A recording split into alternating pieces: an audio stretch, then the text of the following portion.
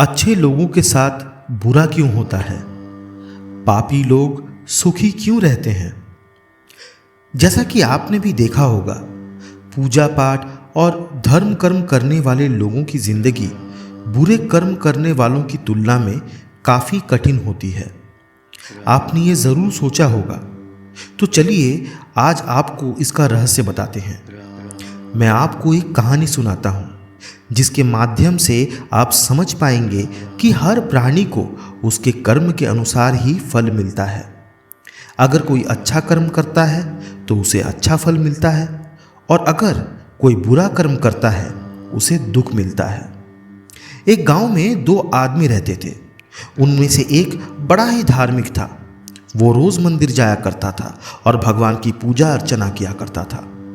लेकिन दूसरी ओर जो दूसरा आदमी है वो नास्तिक था, लेकिन वो भी रोज मंदिर जाया करता था, परंतु जूते चप्पल और दान पात्र से धन चुराया करता था। एक दिन उस गांव में बहुत जोर की बारिश हो रही थी और उसी वक्त मंदिर में पुजारी के अलावा और कोई नहीं था। वो नास्तिक वाला आदमी मंदिर गया और उसने तुरंत ही सारा धन चुराकर वहां से रफू चक्कर हो गया।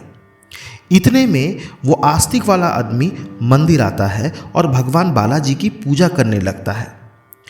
लेकिन उसी वक्त पुजारी की नज़र दान पेटी पर पड़ती है और वो इस भले मानस को चोर समझने लगता है। इसके बाद बाकी के गांव वाले इकट्ठा हो जाने के कारण ये आस्तिक आदमी भागकर अपनी जान बचाने लगता है, लेकिन उसी वक्त एक वाहन से टकराकर वो घायल हो जाता है। उस आस्तिक आदमी को वो व्यक्ति मिलता है जिसने मंदिर से चोरी की थी। लेकिन कुछ समय बाद दोनों व्यक्तियों की मृत्यु हो जाती है। यमलोक में जाने के बाद आस्तिक व्यक्ति यमराज से पूछता है कि उसके साथ ऐसा क्यों हुआ। तो यमराज ने बताया कि जिस दिन तुम पर झूठा आरोप लगाया गया था उस दिन तुम्हारे जीवन का अंत होना था, लेकिन तुम्हारे द्वारा किए गए अच्छे कर्मों के कारण तुम बच गए। यमराज ने कहा कि दूसरी ओर उस व्यक्ति के भाग्य में एक राजा बनना लिखा था, लेकिन उसके द्वारा किए गए पाप के कर्मों के कारण वो एक मामूली सा चोर बनकर रह गया। मित्रों, शास्त्रों में ये बताया गया है कि कर्मों काल बीत जाने पर भी पाप कर्म का नाश नहीं होता है। इसलिए जो व्यक्ति पाप करता है वो हो सकता है कि आज खुश हो, लेकिन उसे अपने पाप का फल कभी ना कभी तो भोगना पड़ता है। बालाजी बताते हैं कि कर्म की गति को समझना बड़ा ही मुश्किल है। इसका मतलब यह है कि हमने कौन से जन्म में कौन से कर्म किए हैं और कौन से जन्म में हमें उसका फल मिलेगा, ये कोई नहीं बता सकता।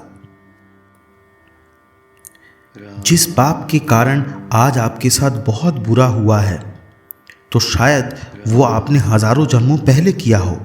इसके अलावा हो सकता है आपने कोई पाप अनजाने में किया हो जिसके बारे में आपको कुछ पता ही ना हो। कर्म का सिद्धांत अचूक है। अगर कोई गलत कर्म करते हैं तो उसका फल उसको ज़रूर मिलता है, चाहे आप उसे जानबूझकर करें या अनजाने में करें। शास्त्रों में एक बहुत ही अच्छा उदाहरण देखने को मिलता है। अगर कोई अनजाने में आग को छुए तो हाथ तो जलेगा ही। शास्त्रों में ऐसी कई कहानियां हैं जिनसे ये मालूम होता है कि अनजाने में किए गए पाप का फल भी लोगों को मिला है। एक कहानी है पांडवों की। पांडवों के पिता महाराज पांडु, जिन्होंने एक हिरण को तीर से मार दिया था, उस वक्त वो नहीं जानते थे कि एक ऋषि ने हिरण का रूप लिया हुआ है और ऋषि ने उनको श्राप दे दिया, जिसके कारण आगे चलकर उनकी मृत्यु हो गई। शास्त्रों के अनुसार क्षत्रिय राजाओं को शिकार करने की छूट है और हिरण को मारना कोई पाप नहीं था, लेकिन पांडव ये नहीं जानते थे कि हिरण के रूप में वे एक ऋषि हैं, जिनके कारण उन्हें इतना भयंकर श्राप मिला कि उनकी मृत्यु हो गई। वैसे तो बालाजी बताते हैं कि कर्म और उसके फलों को समझ पाना बहुत ही ज़्यादा कठिन है और व्यक्ति को उसके कर्मों के फल अवश्य मिलते हैं। अगर कोई पाप कर्म करता है तो उसे उसका फल अवश्य भोगना पड़ता है। लेकिन बालाजी कहते हैं कि सारे धर्मों को छोड़कर मेरी शरण में आ जाओ और मैं तुम्हें सारे पापों से मुक्त कर दूंगा। बालाजी कहते हैं पापी मनुष्य इसीलिए सुखी रहते हैं क्योंकि उन्हें पाप और पुण्य से कुछ लेना देना नहीं होता है। वो जो भी काम करते हैं उसे सही या गलत के दायरे में पहचान नहीं करते हैं। असल में उन्हें इस बात का एहसास ही नहीं होता है कि वो जो कर रहे हैं उसका बुरा फल भी मिल सकता है। इसलिए वे अपने जीवन में सुखी रहते हैं क्योंकि उन्हें इस बात की चिंता नहीं होती कि उनके किए से उनको कोई पछतावा हो भी रहा है या नहीं। जैसे ही इंसान पाप और पुण्य के बारे में सोचता है और कोई गलत काम करता है, तब वो मानसिक रूप से परेशान होता है और अच्छे काम करने के लिए प्रेरित होता है।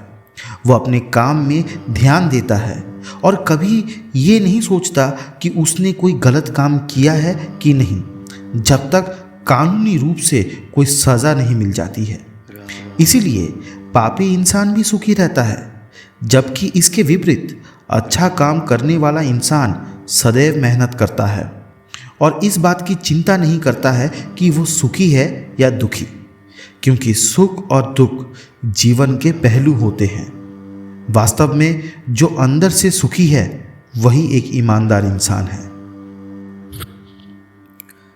अधिकतर लोग ये भी सोचते हैं कि मेरे साथ ही ऐसा क्यों होता है। जब भी किसी बुरे इंसान को देखता हूँ तो उसके बीच और अपने बीच मेरा दिमाग सोचने लगता है, इसके पीछे क्या कारण है।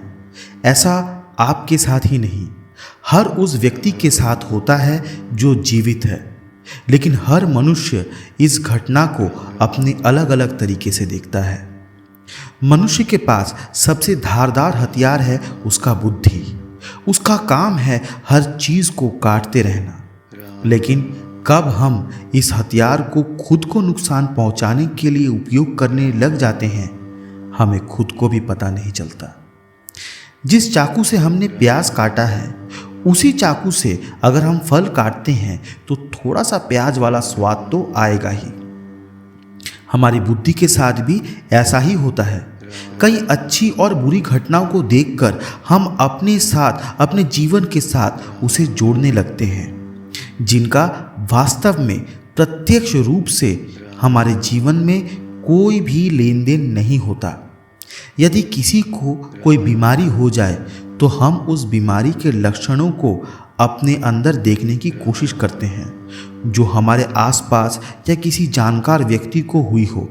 हमें यह डर सताने लगता है कि हमारे पड़ोसी को या हमारे मित्र को या हमारे रिश्तेदार को जो बीमारी हुई है वो हमें ना हो जाए। यदि जीवन में कोई कुछ अच्छा नहीं कर पाता और आर्थिक तंगी से जूझ रहा होता है तो उसकी तुलना भी हम अपने साथ करने लग जाते हैं कि यदि हमारे साथ भी ऐसा हुआ तो फिर हम क्या करेंगे।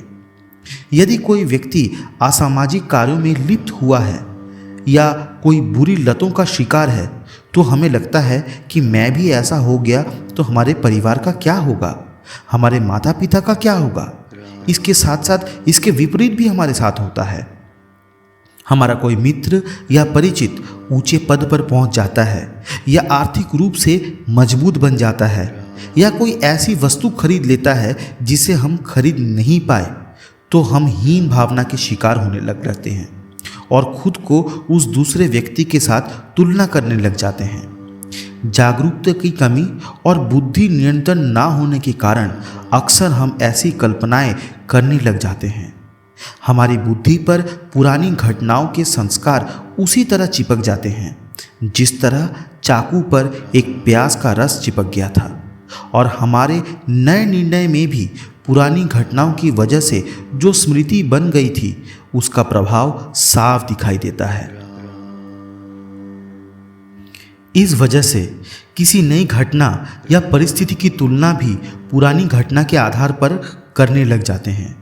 हमारा वर्तमान विश्लेषण भी पुरानी घटना के आधार पर मन करने लग जाता है और इसे भी सोचना बोलते हैं, और धीरे धीरे ज़्यादा सोचने की आदत काल्पनिक भय में बदल जाती है।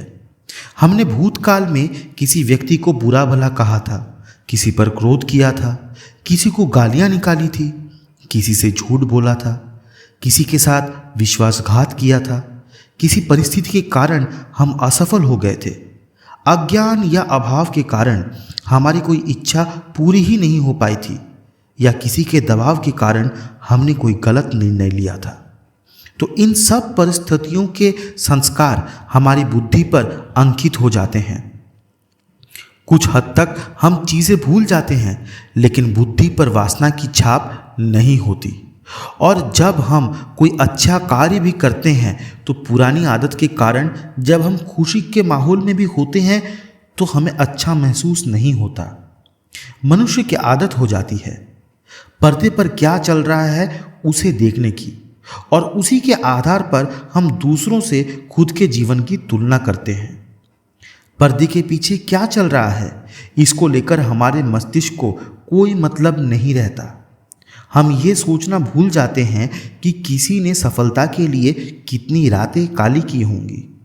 हम ये भी सोचना भूल जाते हैं कि किसी भी व्यक्ति को उसकी परिस्थितियाँ, उसके विचार, उसने भी इतने लंबे समय तक अच्छी या बुरी आदत के साथ कितना समय बिताया है, कितने समय तक उसने बुरी आदतों या अच्छी आदतों का अभ्यास किया है, कितने समय तक असामाजिक कार्यों में लिप्त रहा।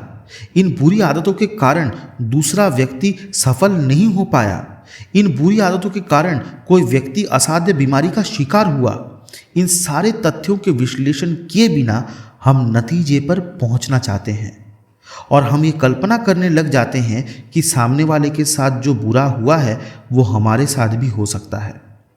धीरे धीरे ये सब हमारी एक आदत बन जाती है, और बिना कारण हम दूसरों से तुलना करने लग जाते हैं। तुलना करने की आदत को छोड़ने के लिए ये बातें अपने मन में बैठा लें। हर मनुष्य अपने आप में अद्वितीय है। प्रकृति ने हर वस्तु को दूसरी वस्तु से अलग बनाया है। एक पेड़ पर ही एक पत्ते की बनावट दूसरे पत्ते से अलग होती है, और एक मनुष्य का डीएनए दूसरे मनुष्य से अलग होता है। हर मनुष्य संभावना का भंडार होता है। आपके जैसा दूसरा इस संसार में है ही नहीं, इसीलिए अपने काम पर ध्यान दें। आप चाहकर भी किसी दूसरे के जैसा नहीं बन सकते। प्रकृति में अच्छी और बुरी दोनों तरह की वस्तुएं उपलब्ध हैं। आपके चुनाव पर निर्भर करता है कि आप क्या चुनते हैं।